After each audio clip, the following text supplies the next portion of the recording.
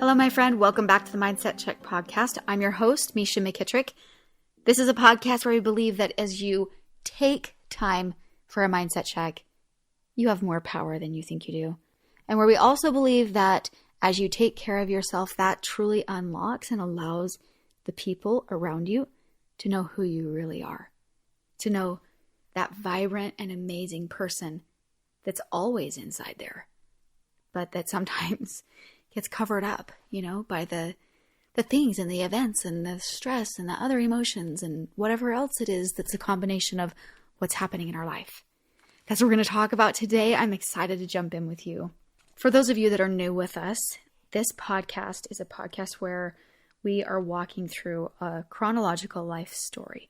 And we started when I became pregnant at 15 years old, went through a rocky relationship. We talk about grief as my little girl passed away, and we're coming into a new phase, a different place for me to be as I am starting to date my future husband. Okay. So I got divorced. Wah wah. Spoiler alert. I guess the spoiler alert goes before the spoiler, right? Sorry about that.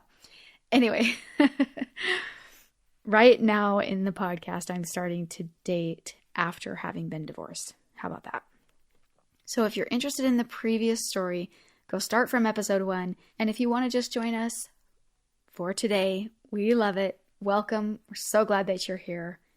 Just so that you know, as far as the story goes, you pretty much know, or everything is self-explanatory of who people are, where they're just friends. Cassie, as a reminder, is Jake's sister. And if you haven't been listening to the previous podcast, Jesse is my ex-husband at this point in time. Let's jump in. November 17th, 1995. Leah Zemanek and Corey Barrick, how do I love thee both? Oh, let me count the ways.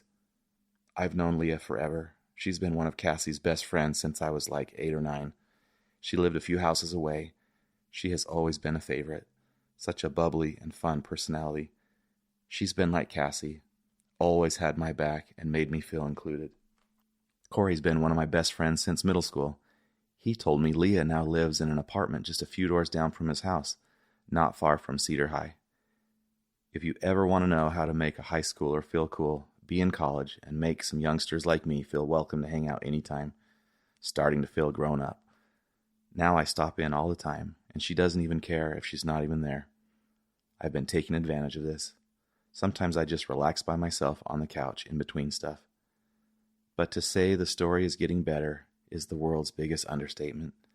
I was shocked to hear Leah say the word Misha and learned they are close friends. What? It's crazy. The same apartment I come and go from, and Misha is doing the same. Neither of us had any idea. Our small world of Cedar City just got even smaller. Leah is going to tell me the next time Misha will be over there after work so I can be there too. Wow. Game on. November 19th, 1995. I seriously can't believe it. I just sat across from Misha at JB's. We went there after Leah arranged for us to meet at her apartment. The best hot chocolate I have ever had. It was sort of a date, but suddenly just happened and didn't seem that official. I am kicking myself a bit because I just didn't quite know how to act. Was it a date? Is she really interested in me? Was it just two long-lost friends hanging out and connecting even though one of them has never stopped liking the other? It took Leah breaking the ice. Go, Leah. I will continue loving you forever. I wish I would have called Misha, but now it doesn't matter. I've always dreamed of this. Dating ages. Last year of high school. No upperclassmen getting in the way. Never mind it's with a girl who has already been married and now divorced. Never mind that my dad especially is very concerned when I told him that I'm going to Leah's and to see Misha. That isn't going to faze me. Oh, but something really strange did happen. The waitress came up and asked if it was Misha. Someone had called into the payphone asking for her. Turns out it was her ex-husband Jesse. How did he even know she was there? Why is he calling her? It was very strange. But can't wait to see her again. I told her I'd stop by tomorrow during her shift at Lynn's. She just started a new job there as a checker. The perfect excuse to go and buy something. Wow. So I had a totally different experience than Jake did at JB's. And not that I wasn't like excited to be with him and all of like us that was developing that I was really excited about. It was what was happening that he only kind of knew about, right? So he mentioned that a strange thing did happen where the waitress came and asked if it was Misha, and then told me that there was someone that had called on the payphone. And so I walked to the payphone and I literally, get this kind of a phone call like, where are you at? What are you doing? Why? Who are you with? Blah, blah, blah, whatever. And he's like, leave. You can't be there with him. You can't. Oh my, so many mind games. And I was literally like, leave me alone, right? And I hang up the phone call. It happened again. The waitress came to our table again. She's like, I'm really sorry, but the phone's for you again. And I'm like, okay. So I go to the phone to, I feel like that it's a fire I have to put out. I wish I would have just left it alone. It wouldn't have changed anything. But I went to the phone and I was like, leave me alone. Don't call back. And, kind of getting into a space where I needed to stand up for myself and play hardball, right? So after Jake and I finish at JB's and he's walking me out to my car, we are discussing the next time we get to meet. And oh my gosh, I am beyond myself. I'm so excited, that I even am in this space. I just think he's like a breath of fresh air, to be honest, right? And my back was up against the car and Jake was facing me, okay? So I could see some things that happened where a waitress walked out of JB's and she walked over to her car, and as soon as she got to her car, she screamed. And as soon as she screamed, I saw a guy jump up wearing a trench coat and run away. I could full on see that it was Jesse. And I played so cool to Jake. I was like, yeah, I don't know what she's screaming for. Because he didn't see a guy run away. He didn't see the whole thing he was kind of like turning around, like kind of looking behind his back. And of course, he was so distracted, and I would have been as well had I not known who it was and so forth. Oh my word. Ugh. So put a pin in that. Because that's just another level of what I'm now entering into and handling and dealing with in the midst of trying to, get back up and being excited to go on dates with other guys and so forth. And, he started doing this. He started following me. He started becoming really jealous. I mean, up until this point, I remember him anytime I went on a date with another guy. And I would distinctly see his headlights following the car that I was in. It was really, it was really crazy. So stay tuned on how I deal with that because there's more coming. The next part I want to chat about is Leah. Leah. Leah was such a fun friend, vivacious and spunky and really incredible. She was just such a huge part of how we came together, right? She was common ground for both of us. And it's so funny to me to hear Jake say he had my number memorized because, this is back in the days of when we did that. We had everybody's phone numbers memorized. And if you didn't have a phone number, you didn't have to get it from anyone or ask them for it, on like a social media device or something like that. All you had to do is look up the phone book. And as long as you knew her parents' names, you could just look at their phone number. He could just go, yep, Cox, yep, Alvin, Oop, yep, there's the phone number. Boom. The reason that I bring that up is because I remember Leah coming to see me when I was working in Linz. And she was telling me, Mish, she's all, guess what? And I'm like, what? She's all, guess who asked for your phone number? And I'm like, who? She's all, Jake McKittrick. And I went berserk. Okay, I was like jumping up and down, turning. Like I was working in the checkout line, like, you know, the checker, jumping up and down, hooping and hollering, so excited, so happy. And that's why it's so funny to me, because he's asking for my phone number, yet he says it's memorized. He says he has it memorized. And then he also has access to the phone book. So I think it's probably him just really trying to see if I wanted him to call, right? And then turns out, you know, we just ended up hanging out at Leah's, and it was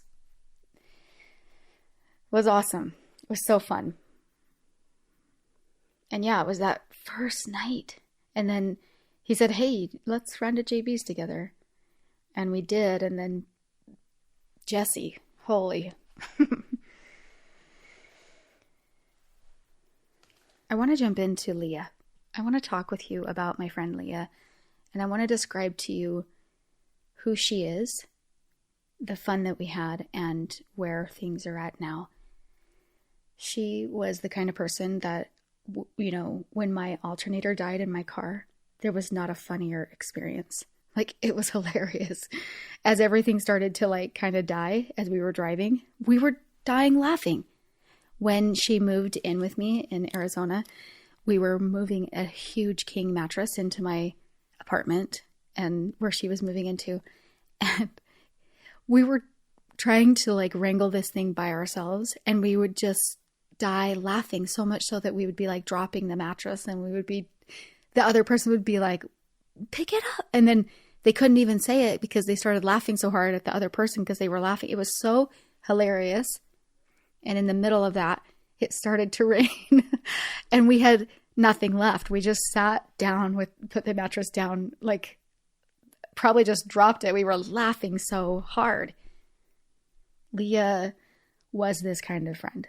My favorite picture of her is us laughing our guts out.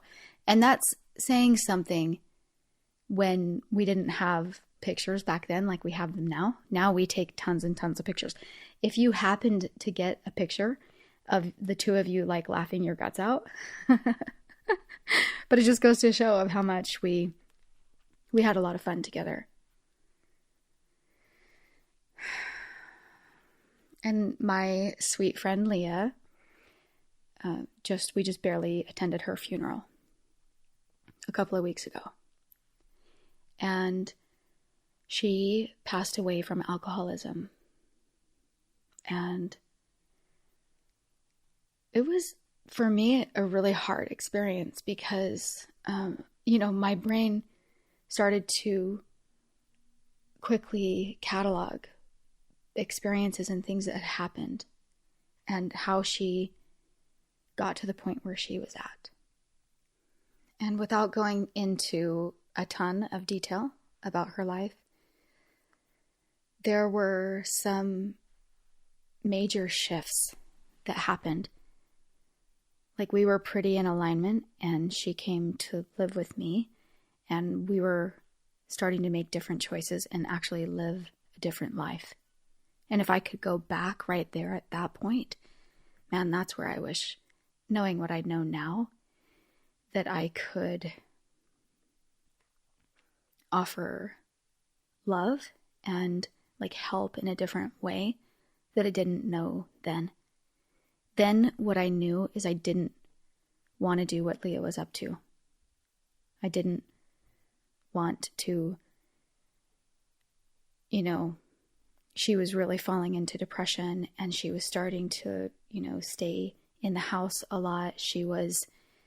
There was a lot of this starting to happen, and there were a lot of choices that we started making differently.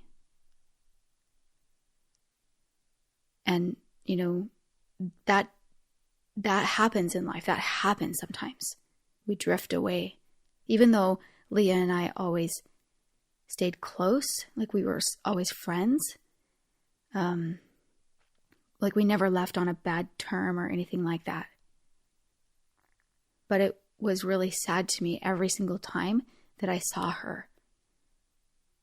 The one time that I can remember seeing her after I got married to Jake, because of course she supported us, loved us, cheered for us. We were, she moved far away when she moved, when we were in the college years, and she ended up moving pretty far away. We were both working for Delta Airlines, and she transferred. We were in Phoenix. She transferred to Salt Lake. And I remember there was a time when we were in Las Vegas, my husband and I, Jake and I were living there, and she came to visit us with her husband. I really remember being so blown away by the amount of negativity. It was like too much for me to handle. They were constantly fighting in front of us. Like we couldn't even have like fun and enjoy, like have conversations, play games, do the things that we were trying to do to like hang out and reconnect, because there was this element of just negativity, almost to the point of just like, it was really, really bad vibration, right? And I can see, looking back through Leah's life, that there were like, increasing. It was small amounts. It was small little shifts of things that happened. And,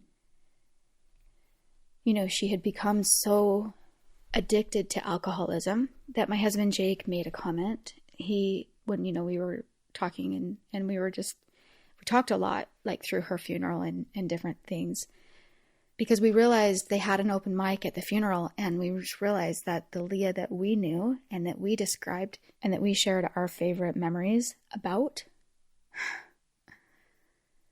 that not everybody there had the same experience with Leah. Later in her life, the people who knew her didn't have the privilege of really knowing her,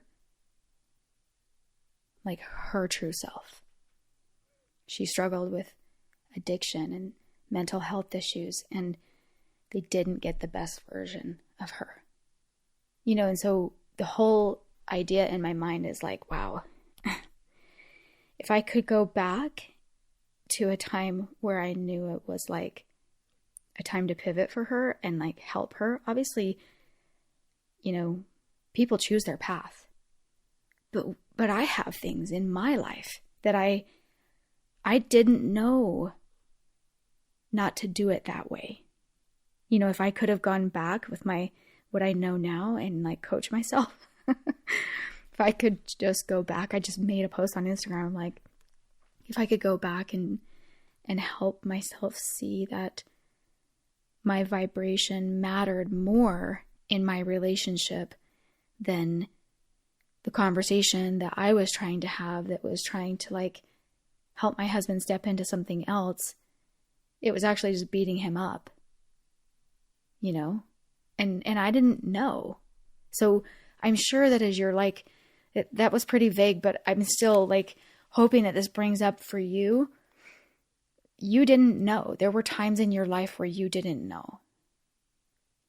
Right? And later, when you know, it makes you just go, oh man, if I could go back and tell myself, that's part of life. That's just part of growing. But I do think that being on the journey that I've been on to,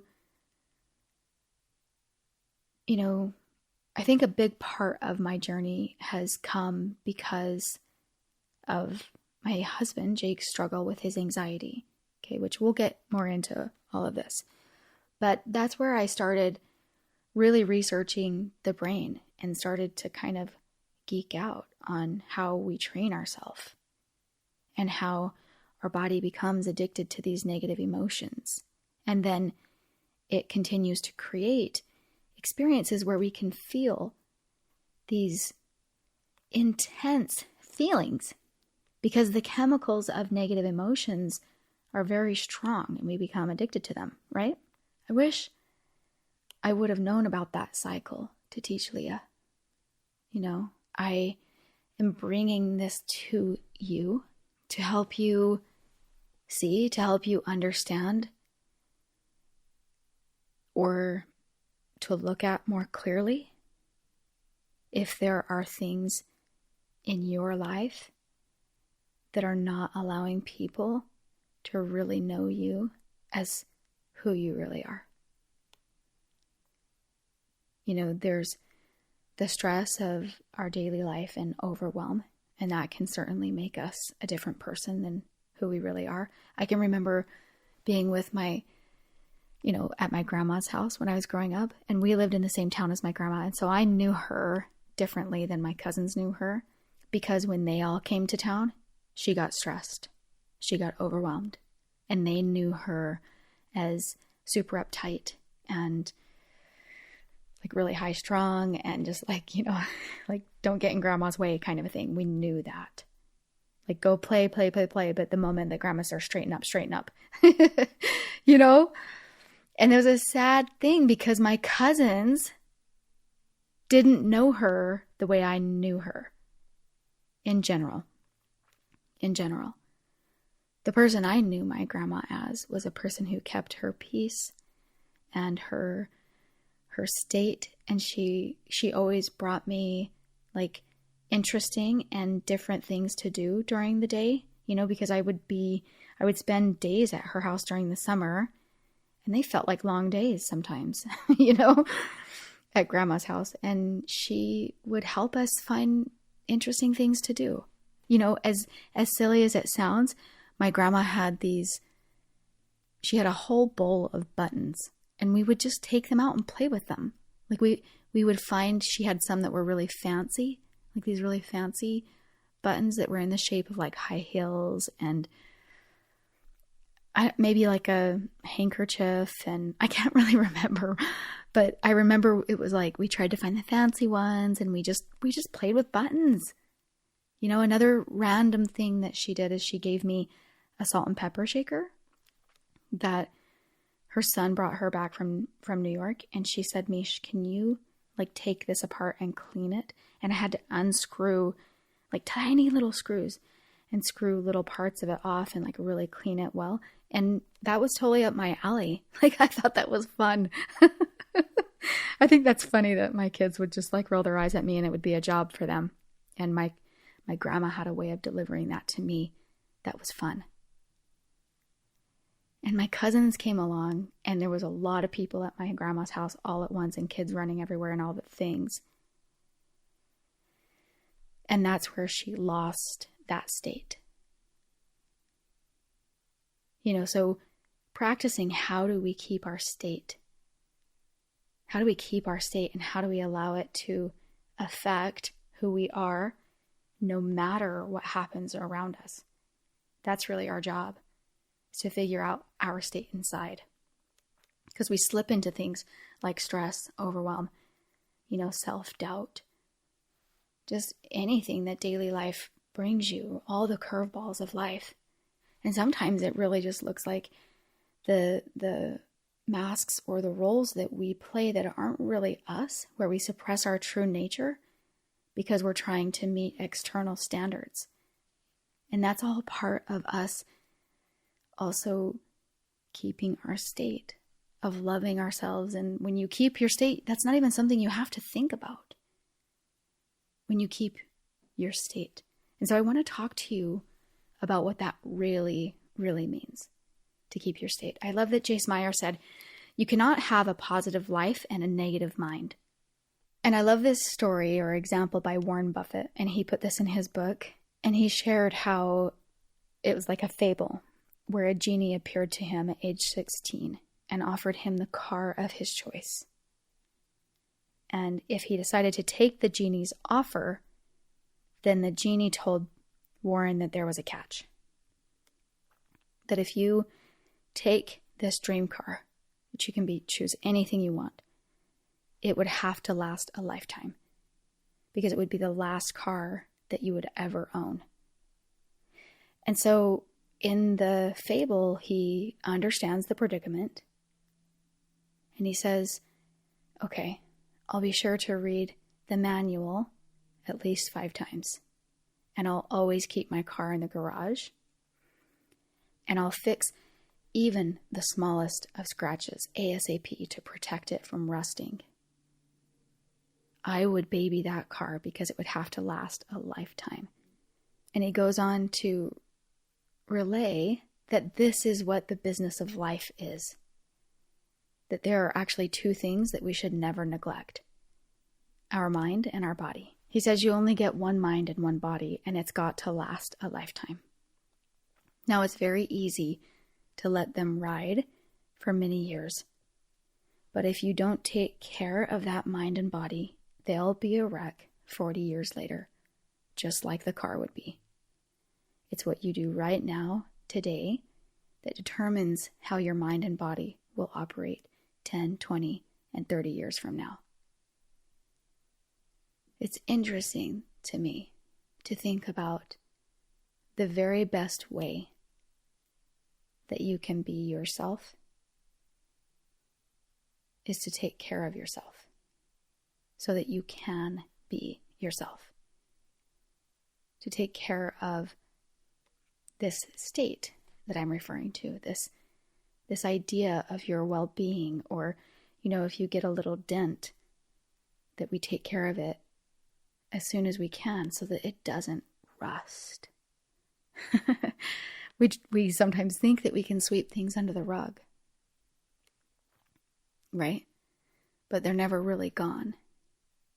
They might be out of you for a moment.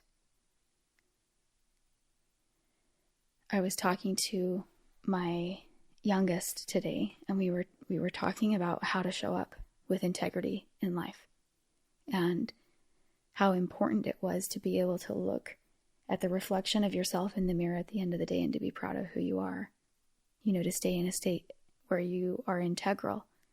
Because it's the little things, like when we slip away from being our word and showing up in integrity, or when we fall prey to negativity and we slip and then we stay there, right?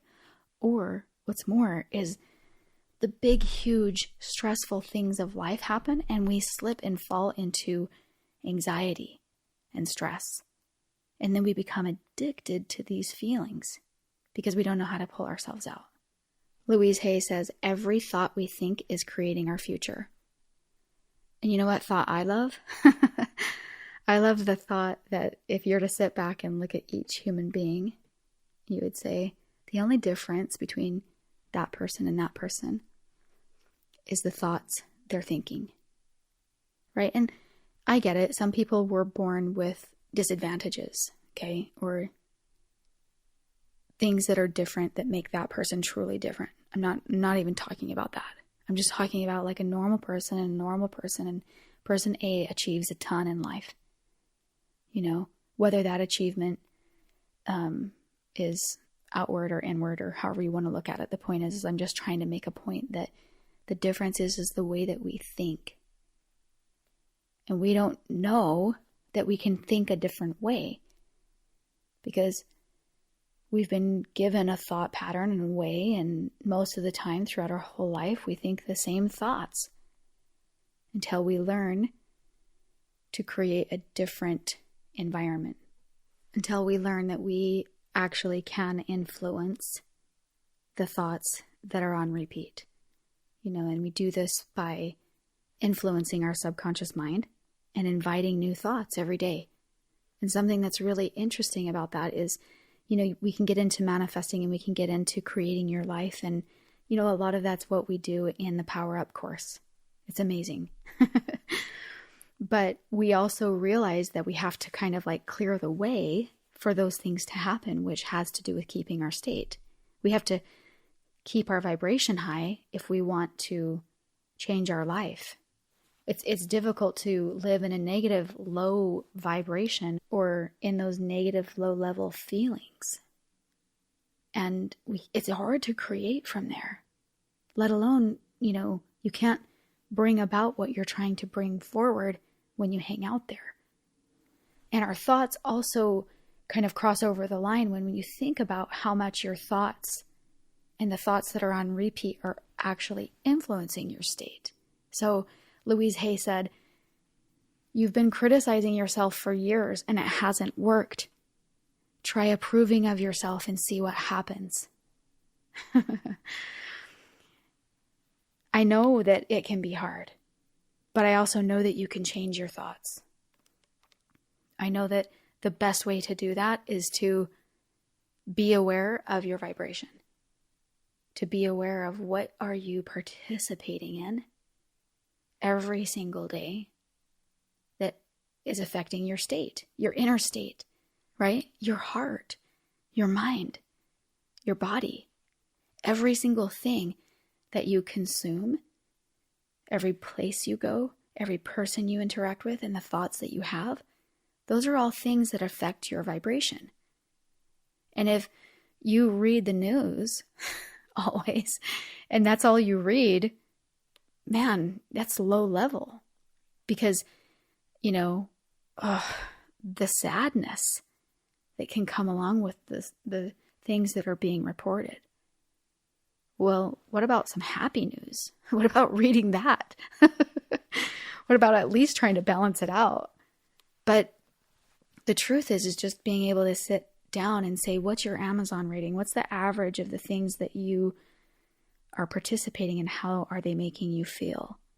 Are they low level on the vibrational scale? Are they like anger and sadness and grief and anxiety and, loss? Are you feeling some of those? Or are we feeling peace, happiness, joy, and gratitude? Because those are two very different places vibrationally. And we're humans. We're going to feel all of that. And we need to welcome all of the feelings and not chase any of them away. But you start to notice that the more you train yourself to feel these higher feelings, the more those become a default. And when you do have days that are off and you feel low, right, where the majority of your day is feeling these low level feelings, thoughts, experiences, you feel off. You don't want to have an incredible day and say, well, that doesn't feel normal. Now let's go back to what normal life is, right? That's why I always coin the term and would say, like, you don't have to go to Disneyland to have a good day. You don't have to wait for something incredible to be able to experience bliss. You create it. I love Brianna Weist. She says that true self-care is not soft baths and chocolate cakes. It's making a choice to build a life that you do not need to regularly escape from. And we do that by maintaining our state.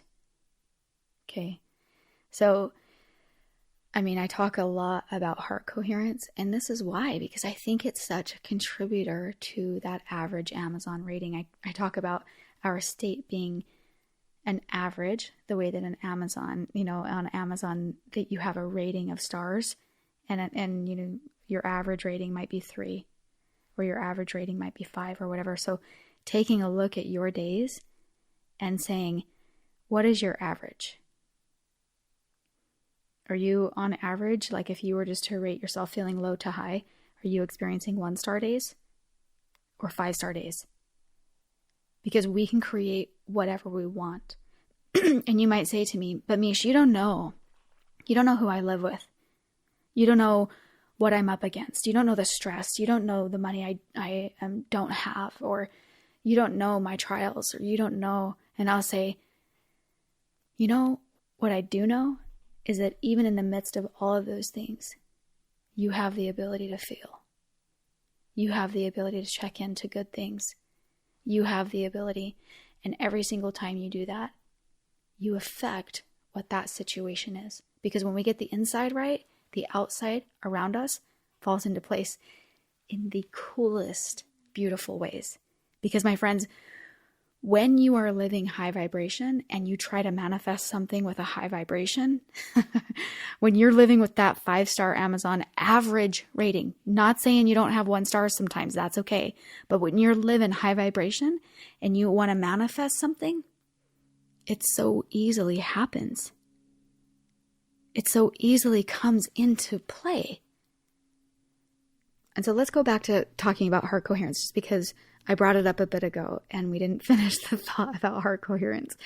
And I really just think that heart coherence is a way to add a lot of 5 stars to your day. And if you add a ton of 5 stars to your day, that bumps up your average, right? So you can do it lots of different ways. You can level up your vibration, right? Your feelings, your thoughts, by doing lots of great things that make you grow and develop and laugh and, enjoy life and all of these things. Like, we can check into good feelings in lots of places.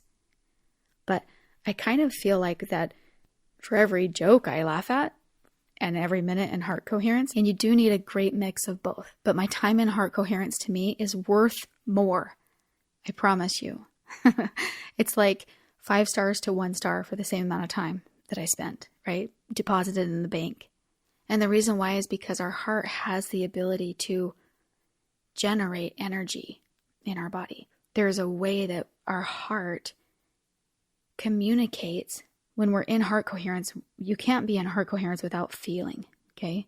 And feeling high feelings. And sometimes when you're in heart coherence, you're really focused on them and you're thinking about them. And sometimes you're not. You're just in the state and you're feeling really good.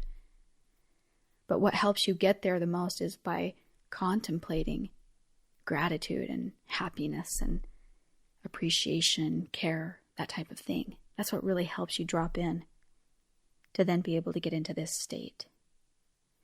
And once you're in this state, if you are sitting down and meditating, you're in this state, and you get up and you go about your life, and you do something that isn't in harmony with high vibrations, with the state of where heart coherence exists,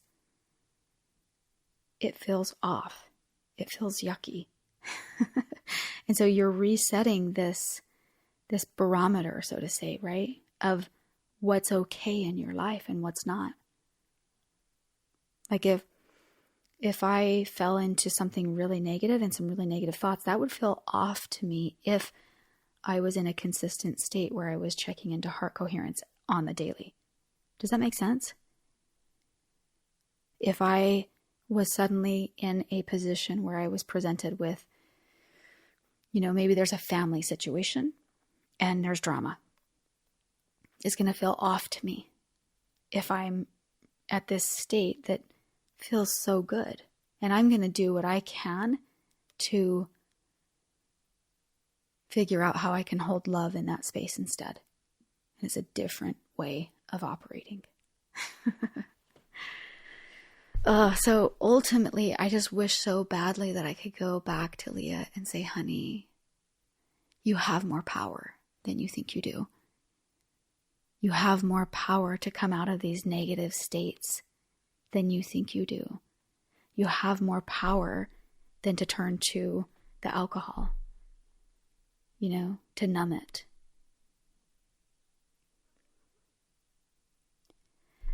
If I could just leave you with the idea that the more you try to feel good feelings, the more that you try to give yourself the space, like Louise Hay, try approving of yourself. The more that you sit down every day with that blank sheet of paper and write how you want it to be. Remember we talked about that a while ago, how you can sit down with a blank sheet of paper and write the world as the way that you want it to be, as though it's already happened. Right? So you don't say it will be, you say it is. You write it and you feel the feelings that it would feel like when you're writing that. And then as you go through your day, you can't think contrary to what you wrote on the paper. You either need to distract yourself, which is a great tool, or, you allow yourself to sit in that feeling more and more and more, to stay in what you're creating. You have so much power. If you're doing this, you're creating your life and you're maintaining your vibration as you're going through. It is seriously, I promise, a secret to living. It's amazing. I don't know how this episode landed. I definitely planned a little bit less around this episode because I just wanted to share from my heart.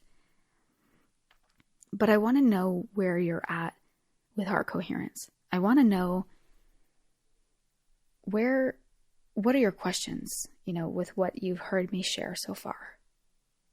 Because I would love to answer them and to bring that more fully around for you. And keep your eyes peeled, because I'm doing an entire course on heart coherence and how to achieve this state next fall, and how to practice being in it so that you can allow it to contribute to your vibration and to contribute to truly owning your life and creating a life of complete bliss. Because remember, when we get the inside right, the outside falls into place. And that is so many things. And so I hope, my friend, that you can see that by keeping your state, you truly have more power than you think you do.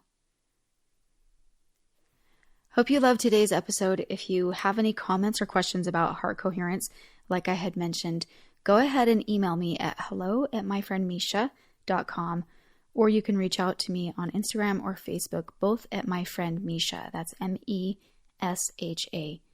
I also want to remind you that if you want to support this podcast in moving forward, the whole mission of owning your life and being able to learn how to keep your state and create your future. If that's something that lights you up and you want to support this, and you're on Amazon anyway, buying all of the fun for summer.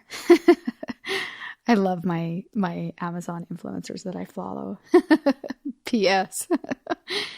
But if you want to support this podcast, when you're shopping on Amazon and you use my link, I get a kickback, even though it doesn't cost you anything more.